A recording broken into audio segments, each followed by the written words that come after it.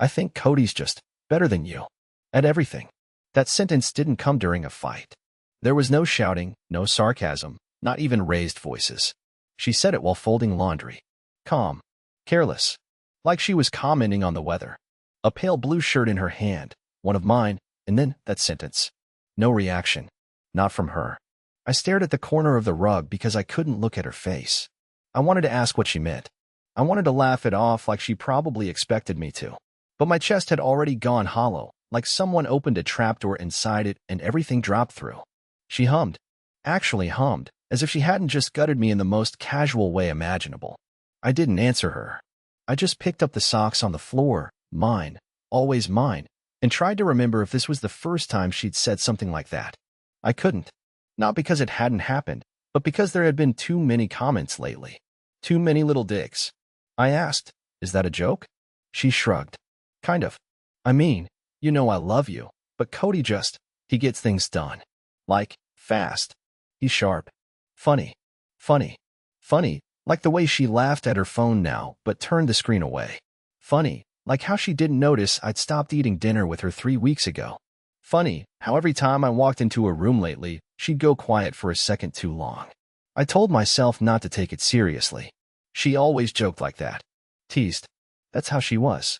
But later that night, I opened her laptop. I didn't mean to. It was on the kitchen table, glowing. Notifications on the corner. Cody's name. Cody, you looked incredible today. I still can't believe we pulled it off. Pulled what off? My hands started shaking, but I kept scrolling. Just a few messages.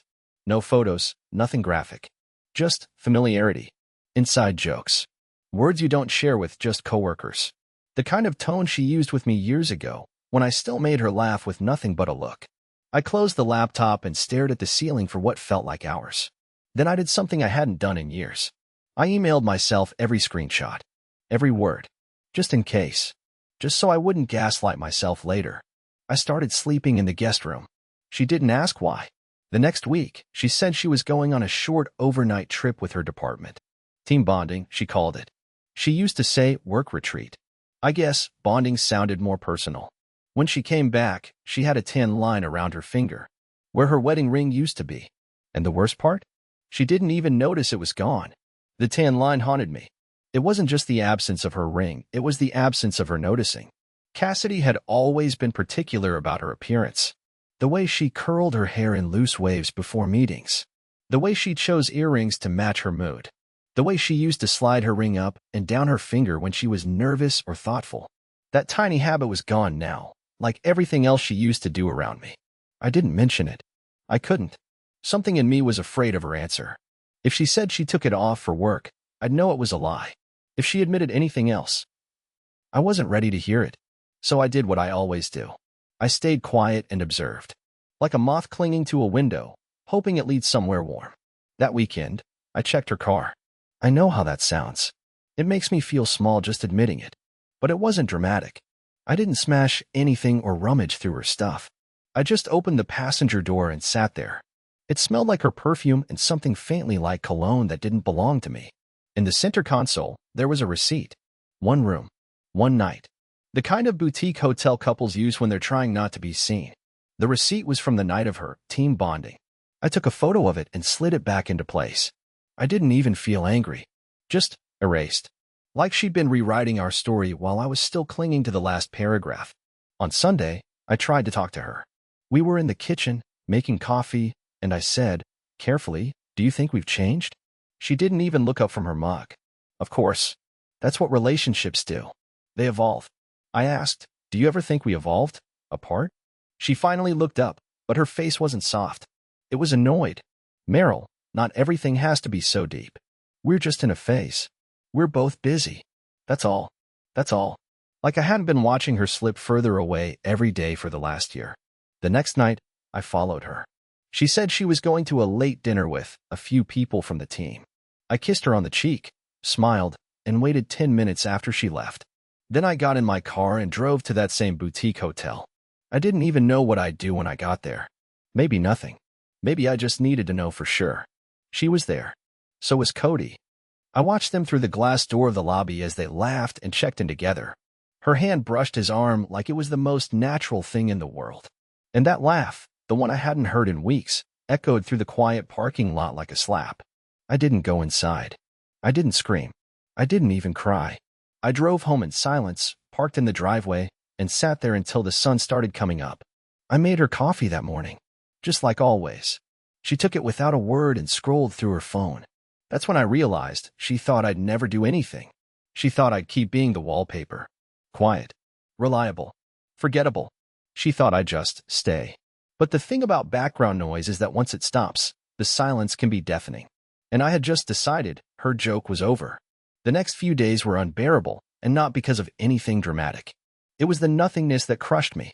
She acted like everything was fine, like the truth I'd seen with my own eyes didn't exist because I hadn't spoken it aloud. Cassidy was always good at pretending, but now I was starting to see that she didn't just pretend for others, she pretended for herself too. She came home humming, tossing her bag on the chair like she was carefree, and sometimes even kissed my cheek in passing like a wife who loved her husband. But it all felt like a performance she wasn't even trying to sell anymore. And I was the only one in the audience who hadn't left. Yet, I spent that week building something I didn't know I had in me, resolve. It's funny how fast your mind changes when your heart finally gives up. I started documenting things. Not because I planned some elaborate revenge, but because I didn't trust myself to remember the details later when she'd try to gaslight me. I took photos, saved texts. I even recorded the audio one night when she stepped outside to take a call. I pressed record on my phone, left it on the windowsill, and walked away. I didn't even listen to it right away. I just let it sit there like poison in a bottle. Thursday night, she came home late again. Hair done. Lipstick perfect. But she said she'd been at the office, stuck in a meeting. I looked at her, really looked, and asked, "Was Cody there?" She blinked. "What?" I repeated it, same tone, no emotion. "Was Cody there tonight?" She laughed in a way that was supposed to be casual. "Don't be weird, Meryl. He's on my team." Of course he was. And then she just walked past me, opened a bottle of wine, and turned on the TV like it was just another evening. But that was the moment I realized she wasn't just lying to me, she was daring me to notice. The next morning, I took a personal day off work and drove to the hotel she'd been using. I walked in, pretending I had a reservation to check. The clerk asked for my ID, and I smiled and leaned in, lowering my voice just enough. "I think my wife might be meeting someone here. I'm not asking you to give me names. I'm just trying to find out if she's safe. She's been distant lately, and I have reason to worry." I didn't expect it to work, but it did. The clerk hesitated, then gave a short nod and said quietly, "She's checked in here 3 times this month. Room 312, each time." That was all I needed. I walked back to my car, closed the door, and screamed. I screamed so hard I got lightheaded. I punched the steering wheel until my knuckles hurt. Then I sat there, breathing heavy, and realized I wasn't angry because she cheated. I was angry because I stayed long enough to be treated like a ghost. That night, she told me she had to leave early the next morning for a design consultation in Pinebrook. I asked if it was just her. She hesitated for a fraction of a second and then said yes. I nodded, kissed her forehead, and told her to have fun. She smiled. That fake, overly sweet smile she used to give her boss when she wanted an early Friday off. That smile had never been for me. When she left the next morning, I didn't follow her. I didn't need to. I already had what I needed. I waited until nightfall. Then I pulled out the backup phone I'd bought a week earlier. A fresh number. I typed a message carefully. Just a few words. No anger. No begging. Just facts. "You said Cody was better than me at everything. That includes lying. Enjoy your weekend. Don't come back." And I attached a single photo, her and Cody holding hands in the hotel parking lot. His hand was on her lower back. She was laughing. I turned my phone off after hitting send. Packed a bag. Left the ring on the bathroom sink. And for the first time in years, I walked out of that house not wondering how she'd react. Because I didn't care. But what happened next, neither of us was ready for that. I spent that first night away in the cheapest roadside inn I could find, and somehow the scratchy sheets and humming air conditioner felt more honest than my entire home had in months. There was no message from Cassidy the whole night. No call, no frantic voicemail, not even a text to ask if I was okay. And that silence, oddly enough, was worse than a confrontation. It wasn't the reaction of someone caught. It was the response of someone who had already made peace with leaving. By morning, I was in a diner halfway across the county, sipping bitter coffee that tasted like burnt mud, but at least it was real. My phone buzzed once, and I didn't recognize the number. It was a local area code, but not one I had saved. I let it go to voicemail. A few minutes later, curiosity got the better of me. I put my earbuds in and pressed play. It was Cassidy. Her voice was sharp and fast, like she'd been rehearsing what to say but couldn't stick the landing. Meryl, I saw your message. What the hell is this? You've been spying on me? And sending me pictures? That's so disgusting. What are you even trying to do? Humiliate me? You don't even know the full story. You never ask. You just hide and guess and twist things in your head. If you wanted to talk like adults, we could have done that. But now? Now, I don't even know what you want from me. She hung up without saying goodbye. No apology. Not even denial. Just blame. I sat there, shaking my head at the ceiling like maybe the cracked light fixture above me could explain how we got here. She wasn't sorry. Not because she didn't do it, but because I dared to acknowledge it. To her, the betrayal wasn't the affair, it was me refusing to be blind anymore. Later that day, I got a call from her sister, Amelia. Now that one caught me off guard. Amelia and I had always gotten along fine, casual texts on holidays, the occasional birthday dinner, but nothing deep. So when I picked up and heard her soft voice, my stomach sank. Meryl, she said gently, what's going on? Cassidy's freaking out. I didn't respond at first. I just stared at my reflection in the diner window, wondering what I even looked like to someone like Amelia, like a fool, probably. She continued, she said you left. Sent her some message with a photo? I mean, I'm not taking sides, she sounded off. Really off. She kept saying something about you ruining her job. That confused me. Her job? I asked Amelia what she meant, and there was this pause. A long one. And then she said, Cassidy's been seeing someone from her firm. Cody, I guess? I thought you knew. I figured you two were. Well, I don't know. She's been pretty open about it. Said things were complicated. But I didn't think you'd actually split up. I dropped my fork. I hadn't even noticed I was holding it. She's been open about it? I repeated, my voice low and tight. Amelia's tone shifted. I didn't mean that like she was bragging or anything. Just, she made it sound like you guys were basically done, and she was trying to move on. That was it. That was the last piece. Cassidy had already rewritten our story for everyone else. In her version, I was the distant, checked-out husband. She was the woman bravely moving forward. It was such a clean little narrative. So convenient. No one would question the coworker. No one would wonder when the timelines overlapped. Because in her mind, the end had already been decided, she just forgot to tell me. But I wasn't interested in setting the record straight. Not yet. Instead, I drove back to town, not to our house, but to a storage unit I'd rented that week, just in case. I opened the metal door and stared at the boxes I'd packed in silence. Documents, clothes, my father's tools, the backup drives with every photo from our marriage.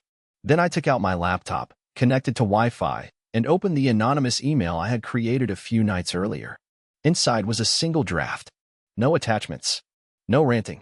Just one line, ready to send to Cassidy's firm's HR department. It may concern you that your team lead, Cassidy Monroe, has been engaging in an inappropriate relationship with her direct subordinate. I am willing to provide proof if necessary. I didn't press send. Not yet. Because part of me still wanted her to say something real. But another part of me? Another part was already walking away for good. I didn't press send that night. I stared at that email for hours, just hovering over it, my thumb tingling like it knew that once it happened, there was no going back. Reporting her to HR wouldn't fix what had already been broken, but it would shatter the version of herself she had carefully curated, the career woman with her life in order, the charismatic team lead, the one who kept it all together. I knew Cassidy. She would survive heartbreak, she would walk through losing me with a shrug, but public exposure? Professional consequences? That would sting in a way I never could. But something held me back. Maybe it was the memory of our dog who died 3 years ago, and how she cried in the car and held my hand the whole ride to the vet. Maybe it was the photo on my phone of us from a vacation in Maine. She was smiling, genuinely smiling, and I couldn't quite believe the woman in that picture would be capable of treating me like a doormat. Or maybe I was still too much of a coward, too used to disappearing into the background to finally make noise. The next morning, my phone blew up. 8 missed calls. 2 voicemails. 3 texts from Cassidy. 1 from her boss. Yes, her actual boss. The last one caught me so off guard I had to read it twice. It was a short message. Meryl, if this is about Cassidy's situation with Cody, Please understand that we're handling it internally. You don't need to escalate things further. That was the first time it became real to me. I hadn't sent the email, someone else had. But how? Who? That's when I realized. Amelia. She had asked too many pointed questions during our last call. She'd known more than she let on. And I didn't send her anything, but I had told her enough. Maybe she went looking for answers. Maybe she put two and two together. Or maybe she was just tired of watching her sister manipulate people. Either way, someone had beaten me to the punch. I tried calling Amelia, but she didn't answer. Instead, I got a single text. You didn't deserve that, Meryl. And she doesn't deserve to walk away clean. A strange wave came over me, not quite relief, not quite fear. Just a stillness. Like I was standing in the center of the storm while the wind whipped through everyone else's lives now. I hadn't even made a move, and still, the floor was cracking beneath her. I drove past our house that afternoon. I didn't go inside. I just parked across the street and watched. The front door opened about 20 minutes later. Cassidy came out in a rush, phone to her ear, heels clicking hard on the walkway. She was pacing, crying. The kind of frantic meltdown I had never seen from her, not even at funerals, not even when we lost her job 2 years ago and had to eat ramen for a month. This was a woman unraveling. She didn't notice me, but I saw her. Fully. That night, she texted me a wall of messages, the kind people usually send when they're drowning. They swung wildly between rage, guilt, denial, and a strange kind of pleading that stopped short of an apology. You made it seem like I was some monster. You never tried to understand how I felt. It wasn't just physical, it was emotional too, okay? Cody meant something but not everything. I never wanted to lose you like this. Can we talk? Please, Meryl. Please. I didn't respond. The next day, I got a package. Hand-delivered. No note, no return address, but I recognized the handwriting on the label. Inside was a small wooden box, the same one we'd kept our wedding mementos in. The dried flower from her bouquet. The tie clip I wore. A folded napkin from our first date, with her lipstick mark still faintly visible. At the bottom, beneath everything else, was her wedding ring. No envelope. No letter. Just the ring. Placed like a full stop at the end of a sentence neither of us knew how to write. I stared at it for a long time, but I didn't cry. There was nothing left in me to spill out. She'd already emptied me long before she packed this box. What shocked me most wasn't that she sent it. It was that it didn't hurt. Not anymore. Because I was done being the invisible man. And Cassidy was finally starting to see the cost of her little joke. In the week that followed, something strange happened. It wasn't explosive. There weren't cops at the door or lawsuits or screaming voicemails. No one slashed tires. There were no dramatic Facebook posts. Instead, what unfolded was slower, quieter, and somehow even more brutal than anything I could have anticipated. Cassidy's carefully balanced life began to tilt, and not because I'd knocked it over, but because she built it on fiction, and fiction eventually collapses under its own weight. Amelia reached out again a few days later, this time in person. She met me at a coffee shop 2 towns over, away from the gossip circles. When she walked in, she looked tense, like someone who'd been holding on to a secret too long. She ordered tea and didn't say anything for a while. Then, she leaned forward and whispered, "You should know, they suspended her." I blinked. Suspended? Yeah. Apparently, she denied everything at first, said it was a smear campaign. But then Cody confessed.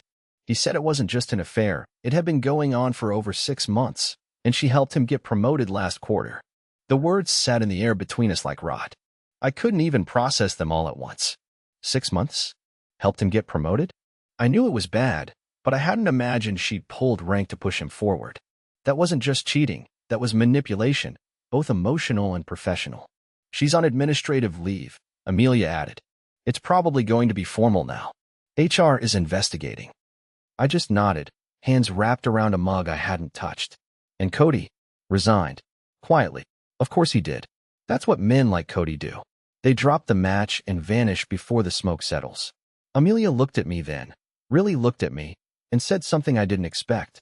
You know, I always thought she'd grow out of it. That thing she does. The way she rewrites reality to suit herself. But this time, I think she really believed she could juggle it all. The marriage, the affair, the image. Like she thought if she just smiled enough, it would all work out. There was something in Amelia's tone that wasn't bitterness. It was disappointment. Not for me, but for her sister. She keeps saying you humiliated her. Amelia went on. But I think, deep down, she knows you were the one holding everything together. Quietly. Invisibly. She just got used to you doing it. I swallowed hard and forced a small laugh. Yeah, well, that's kind of my thing, right? Holding things while they fall apart. But it didn't feel like that anymore. For once, I wasn't the one crumbling. Cassidy tried to reach out again the following weekend. This time she emailed me, not from her usual account, but from a new one, personal, private. The subject line was a single word: truth. The email itself was long, pages worth of justification disguised as vulnerability. She admitted she'd crossed lines, but insisted it wasn't as calculated as it looks. She claimed she felt invisible at home, that I had become disconnected, that she was trying to feel alive again. Every line felt like a shovel digging the same hole deeper. And near the end, buried between excuses and emotional spin, was the part that made me sit back in my chair. You know what scares me? It wasn't just the affair. It's that when you left, I didn't know how to function, because you were the gravity, and I never realized how much of my life was orbiting around you. It was the closest she'd ever come to admitting that she took me for granted. But it wasn't enough. Not anymore. Because by then, I had started rebuilding. I found a small studio apartment above an antique shop in a nearby town. Nothing special. Slanted ceilings, creaky floorboards, a water heater that rattled like it's coughing every time I take a shower. But it was mine. I bought my own plates. I picked out curtains. I even got a little plant, a ridiculous-looking cactus I named Franklin. For the first time in years, I had space that wasn't shadowed by someone else's expectations. And with that space came something unfamiliar: clarity. Cassidy didn't break me. She broke the illusion I had wrapped myself in. The idea that being silent and supportive and endlessly patient would keep a marriage alive. That loving someone hard enough could make them stay. No, it doesn't work like that. Sometimes, love isn't loud or violent when it dies. Sometimes it just fades. And the only sound left is the moment you finally decide to stop chasing someone who ran the moment they thought you wouldn't follow. I didn't answer her email. I didn't reply with anger or forgiveness or even silence. I just left it sitting there, marked as read, like a ghost that wouldn't be acknowledged. It wasn't about punishment. I simply had nothing left to say. Words had already failed between us, been warped and weaponized, stretched until they didn't mean anything anymore. The truth was, I'd already mourned the loss of our marriage before I even left the house. By the time Cassidy started reaching out, she was grieving someone I no longer was. A week later, I got a call from a number I didn't recognize. I let it go to voicemail. 30 seconds later, another call. Same number. Then a text. "Meryl, please. I'm at your apartment. I'm not leaving until we talk." I felt my whole body go rigid. She was here. At my place. My little sanctuary above the antique shop. I hadn't given her the address. She must have gotten it from Amelia. Or maybe she followed me one day without me noticing. Either way, the thought of her standing in the hallway outside my door made my chest tighten. Not from fear, from the weight of everything I was finally ready to put down. I opened the door slowly. She was standing there, hair tied back, no makeup, eyes red like she hadn't slept. In her hands, a folded envelope. The kind you see in movies, thick paper, sealed with something that looked like gold foil. She didn't say hi. She just looked at me for a long moment and said, "I need you to read this. But not right now. I know I don't deserve that. But it's the only honest thing I've written in a long time." I didn't take it.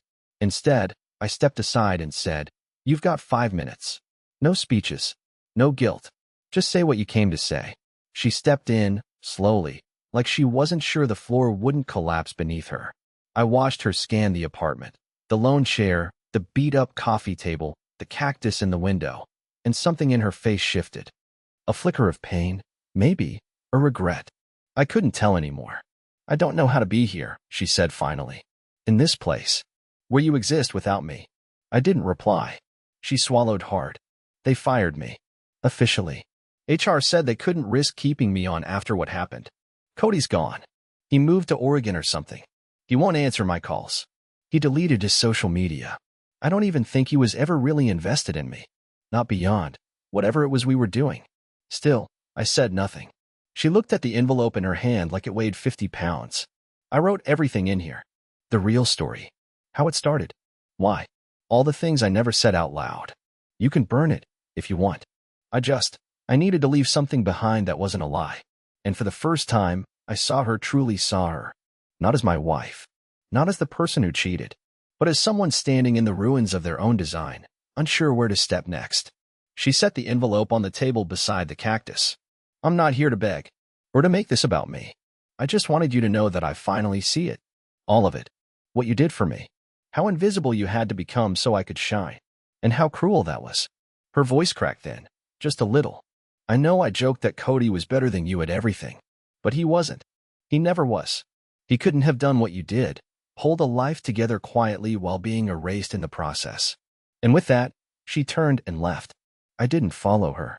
I stood there in the silence she left behind, staring at the envelope like it might explode. Hours passed before I finally opened it. Inside were 12 handwritten pages. Pages where she admitted things I never thought I'd hear from her, not because they were shocking, but because they were finally honest. She talked about the slow way her admiration for me turned into expectation, and how once I became dependable, she stopped seeing me as a person and more like a safety net. She wrote about Cody, about how he made her feel new, seen, alive, but how that feeling faded quickly, and how terrifying it was to realize she had burned everything for someone who didn't even stay to watch it fall. She ended it with this. You didn't lose me, Meryl. I lost you, piece by piece. Every time I looked through you. Every time I chose silence. Every time I told myself I deserved more when I already had someone who gave everything. I didn't cry, but I didn't sleep either. I sat in that chair all night, reading the last page over and over, trying to decide whether forgiveness meant going back or just letting go. Morning came, and with it, the sound of life returning outside my window, shop owners sweeping sidewalks, birds arguing on the roof, a child laughing far off down the street.